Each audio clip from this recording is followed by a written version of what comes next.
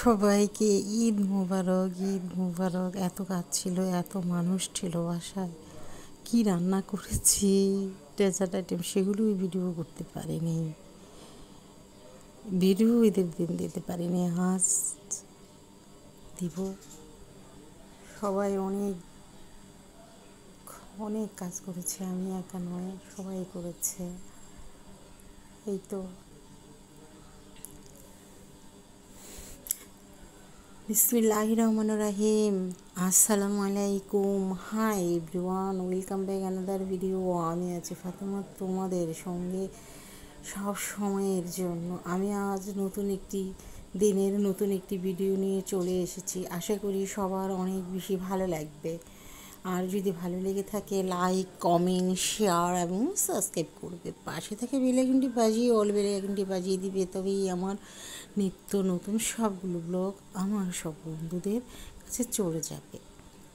কেমন আছো বন্ধুরা? আশা করি খুব খুব ভালো আছে। আল্লাহর অশেষ রহমতে ভালো আছি। সব কিছুই ঠিকঠাক মতো হয়েছে। প্রচুর মেহমান আসছে, অনেক ভালো লেগেছে। একটু কষ্ট তো হবেই,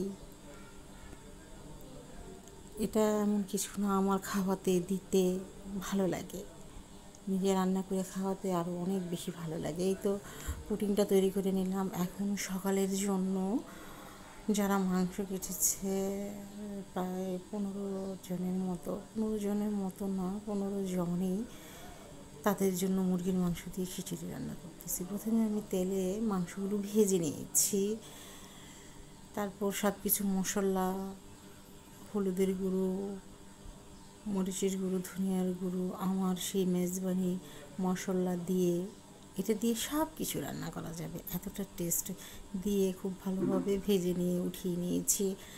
এখন খিচুড়ির জন্য সবজিও ভেজে নিয়েছি।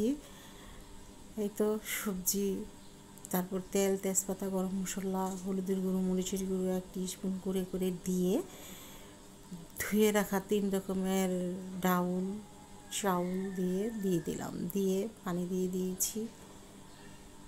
তারপর হয়ে গেল, তারপরে উল্টে পাল্টে দিয়েছি কয়েকবার। আর একটা কথা মনে রাখতে হবে, পোলাও, বিরিয়ানি, খিচুড়ি, কাচ্চি, তেহারি, যেটাই রান্না করা হোক, প্রথমে পানি দেওয়ার পরে আগুন বাড়িয়ে দিয়ে করতে হবে, নইলে কমিয়ে দিয়ে রাখলে এক সাইড দিয়ে দেখা গেছে হবে, মাঝখান দিয়ে হয়েছে, সাইড দিয়ে হয়নি।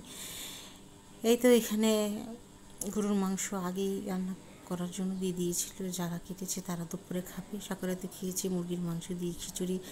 পেঁয়াজ, কাঁচামরিচ, তেজপাতা, গরম মশলা সব কিছু দিয়ে ভেজে, আদা রসুন, হলুদের গুঁড়ো, মরিচের গুঁড়ো পরিমাণ মতো দিয়ে, যে যার পরিমাণ মতো দিয়ে নেবেন, দিয়ে ভালোভাবে কষিয়ে অল্প পানি দিয়ে দিয়েছি, দিয়ে ঢেকে কয়েকবার নেড়ে চেড়েও দিয়েছি। তারপর হয়ে গেল, আমি মাটির পাতিলে সার্ভ করে নিলাম।